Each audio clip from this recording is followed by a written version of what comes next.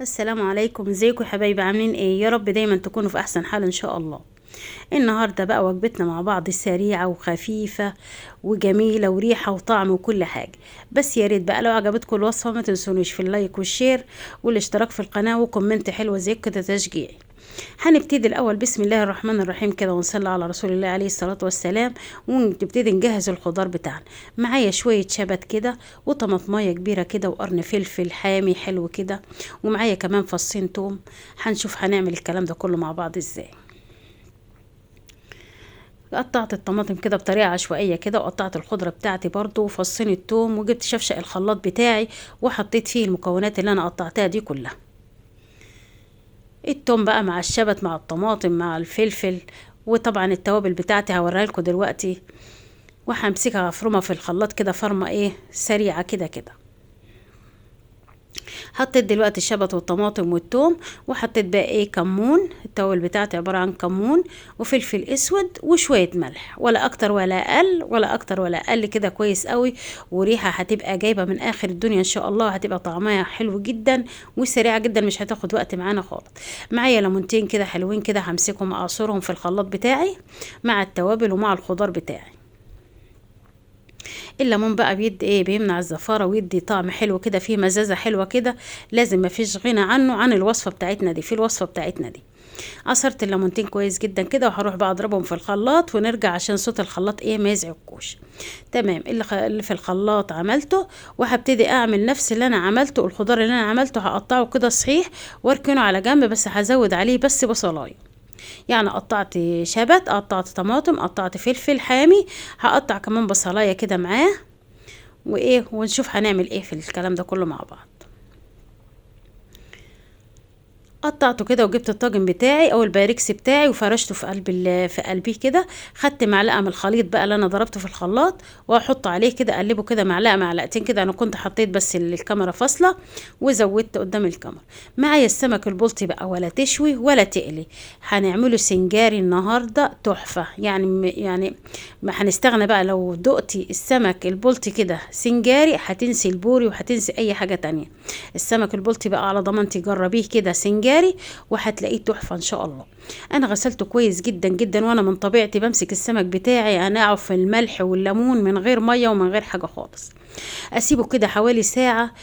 ينزل بقى الميه الزفره اللي فيه كلها وينزل كل حاجه، وبعد كده اغسله كويس جدا جدا تحت الحنفيه. ويبقى حلو زي الفل معايا كده وما فيهوش ريحه الزفاره ولا حاجه خالص. هبتدي بقى حطيت الخضار بتاعي وابتدي احط السمك عليه مفتوح الكميه طبعا اللي انت عايزاها السمك. وابتدي احط الخلطه اللي انا ضربتها في الخلاط دي. ما اقولكوش بقى على الريحه وهي طالعه في ايدي كده قبل لسه ما احطها في الفرن ولا حاجه. تبلت السمك بتاعي كويس جدا كده بيه، واللي باقي حطيته كده ايه تحتيه عشان كله يشرب من بعض. معايا حوالي ربع كوبايه زيت كده ورحت حطاه. طبعا الليمون وكل حاجه في الخلطه بتاعتي، مش هعصر ليمون ولا هعصر حاجه خالص. كده الخلطه بتاعتي ما شاء الله ريحه وطعم، ولا حطيت بقى طماطم ولا حاجه، هيبقى ناشف وجميل جدا وطالع حلو جدا معايا. مش هيطلع طري شويه لما تحطي عليه طماطم من فوق.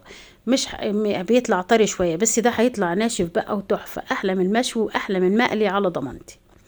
وحطيته كده في الفرن وولعت عليه من تحت بس، ولو احتجتي تاخدي عليه فيه لون من فوق هتولعي الشوايه في اخر ما يستوي خالص.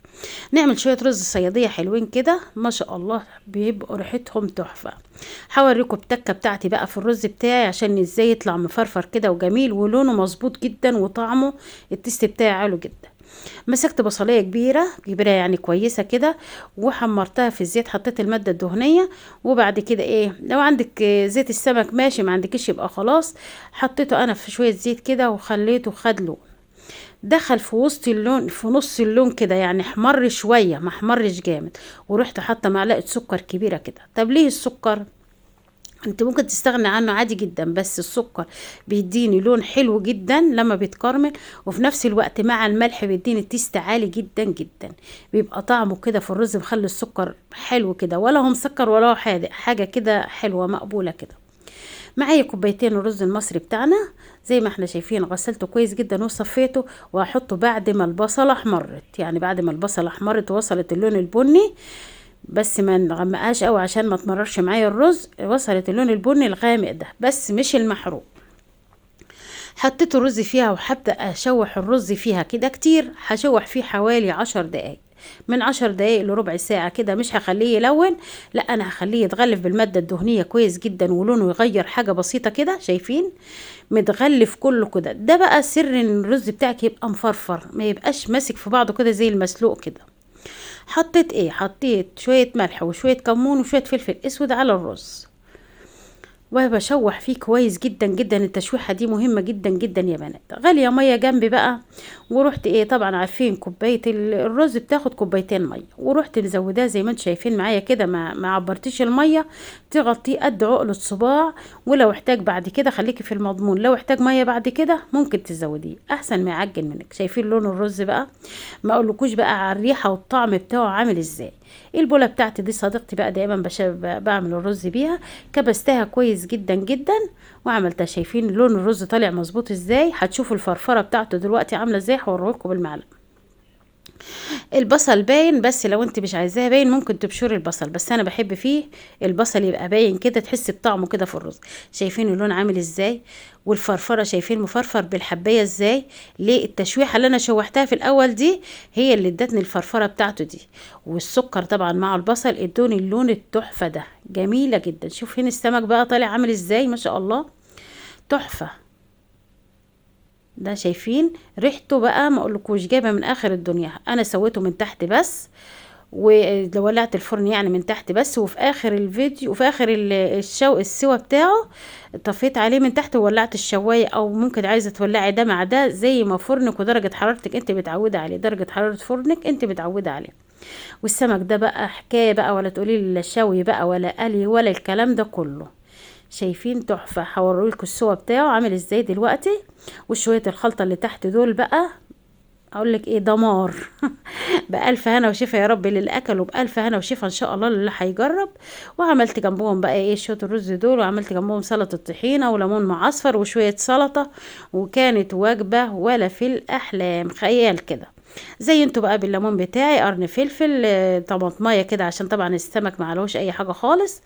وقدمته بالشكل ده كده، وكانت وجبه تحفه. بس يا ريت لو عجبكم الفيديو ما تنسوش اللايك والشير، وكومنت حلوة كده زيكم، كومنت تشجيع. كده خلصت الوجبة بتاعت النهاردة. شايفين السمك بقى دايب خالص ازاي، ما شاء الله، دايب بقى، دايب دوب. وكمان انا سبت الصينية تنشف بيه بقى، واحمر من تحت كده واحمر من فوق، وبقى تحفة. ودي كانت الوجبة بتاعت النهاردة. يا ريت لو عجبتكم ما تنسونيش في اللايك والشير والاشتراك في القناة وتفعيل زر الجرس عشان يوصلكم كل جديد وحصري. وده السمك بتاعي بقى، شايفين ما شاء الله، الرز لونه تحفة ما يختلفش عليه اتنين. وادي السمك، وعملت شوية سلطة وعملت شوية طحين.